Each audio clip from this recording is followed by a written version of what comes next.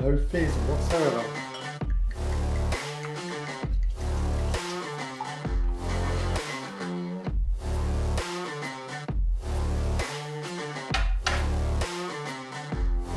Cheers everyone, good health.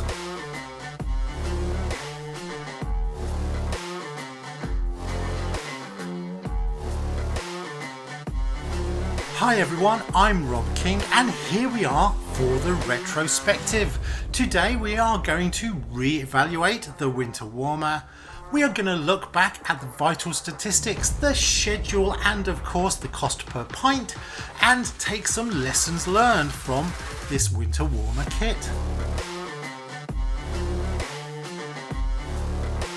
Hi everyone, here we are for the re-evaluation of the winter warmer. We have a lovely clear end result. We also have a medium level of carbonation. So it is a lovely colour, a reasonably high level of clarity and a terrific aroma.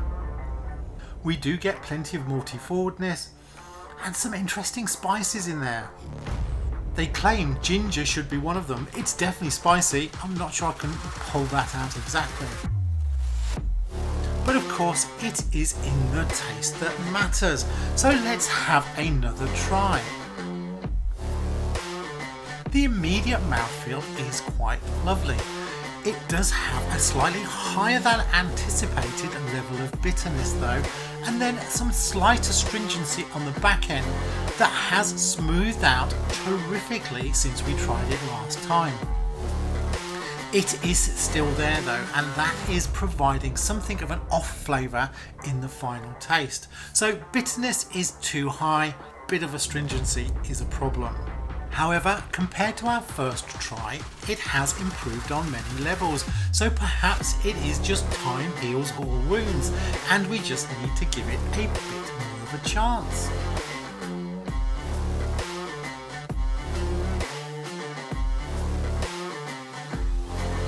Let's look at a few of those vital statistics though, because that gives us some extra information in terms of what we have here. Starting with the ABV, which came out of 4.7% versus a target of 5.7%, so we were quite a long way off. And while we didn't know what the original gravity should be, we do know that the final gravity came in at 1.020 versus a target of 1.014, which you would anticipate would bring more of that malty flavour out. However, that does not seem to be true, and we do seem to have ended up with more dryness and more bitterness in the final result. The fermenter volume was perfect at 20.5 litres and the bottle volume was pretty good, 18 litres versus a target of 19.5. All in all, it was 45 bottles. That was plenty. A good result in terms of volume. Now, the IBU range is 25 to 39 IBUs. That's a pretty wide range for this kit, and it is possible that that is within the range here. If it was a little more malty and sweet, it may have offset some of those IBUs. Instead, we've got them full force when we take a drink. Not terrible, not smooth either. Carbonation was pretty light, but it is there, and it's probably correct for an ale style.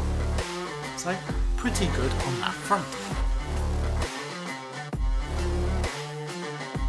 Our schedule then was off target. This should have fermented in 4 to 6 days. We spent 11 days in fermentation trying to get that gravity down, but failed. We then spent 3 days in carbonation. This was a warmer temperature to kick off the bottle carbonation, followed by 14 days at a much lower temperature, around 10 degrees centigrade. Since our first tasting, another 3 weeks have gone by, so we have spent 5 weeks in conditioning, and we don't seem to have reached the target we were looking for. The thing I find most interesting is always the price per pint, and this was mostly a kit plus £5 worth of water because I used bottled water. That brings us in at £34.89 or £1.11 per pint. This is a cheap one. Cheers. This also subscribes to You Get What You Pay For. This is a cheap one. A 500ml glass would come in at 98 pence, and this 330ml glass is just 64 pence. Bargain. Lessons learned, and lesson number 1 is the pitching temperature.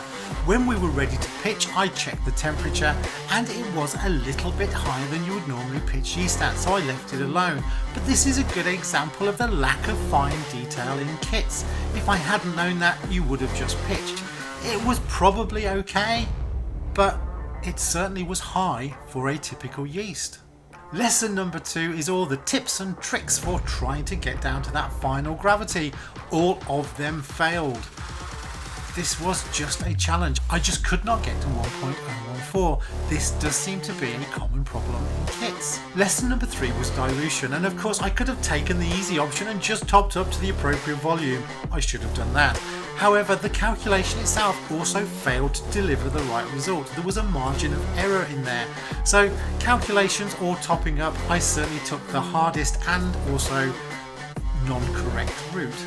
Lesson number 4 is the early tasting, and interesting here, that early tasting seemed like we were on the right tracks. It had none of the bitterness and astringency that we've now got. It is a shame, but it was just a choice at the time that we did seem to be on track, and I had nothing else to go by given that we had missed the 1.01 final gravity. Lesson number 5 is a fun one. This is bottling fantastic.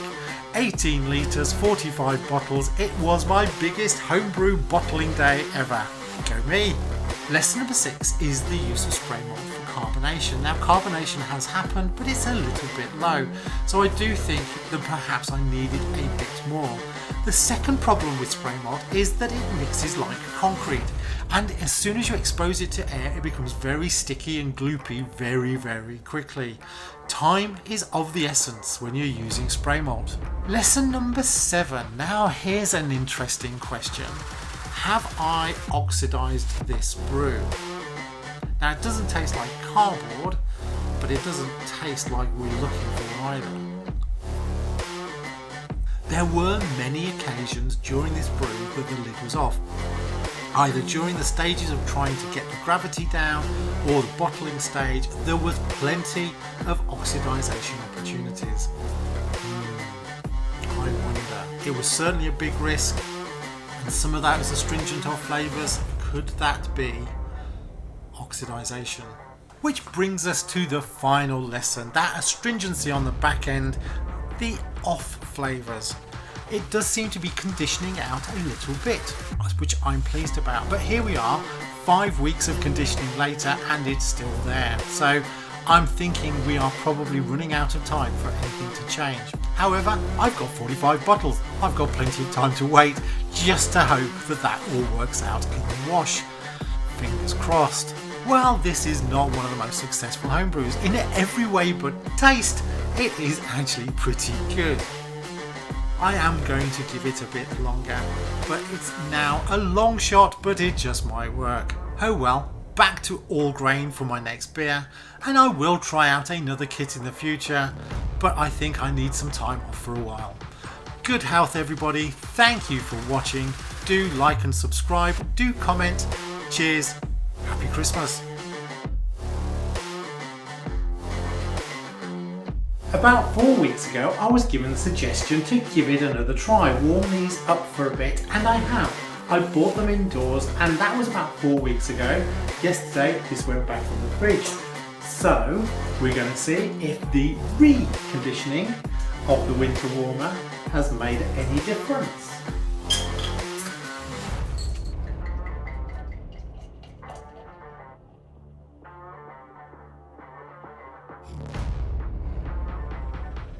Some possibilities there, clear, tan head. I was hoping to see a bit more carbonation. The aroma is still terrific, but the aroma isn't the problem. The problem was drinking black beer. We have some improvement. That's not undrinkable. So it was good advice. It has improved a little. Cheers. It's still not going to be one of my best of the year. It does remain to be seen if I drink it all. It still does have quite an astringent aftertaste. And then some bitterness comes as well. Part of the problem was just exactly how smooth the pumpkin ale turned out, and then by comparison this now seems quite harsh. But anyway, it is recovering, so thank you very much for the advice. Thank you everybody for watching. Good health. Cheers. Quite unbelievably, we have made it to the end of the Homebrew Master Plan. We just have the mulled wine and an opportunity to reflect on the year. So do tune in for that episode as we look at some of the top 10s, what cost the most, which ones had the highest ABVs, and of course, which were the ones that performed the best and the worst. Thanks for watching. Cheers. Happy homebrewing.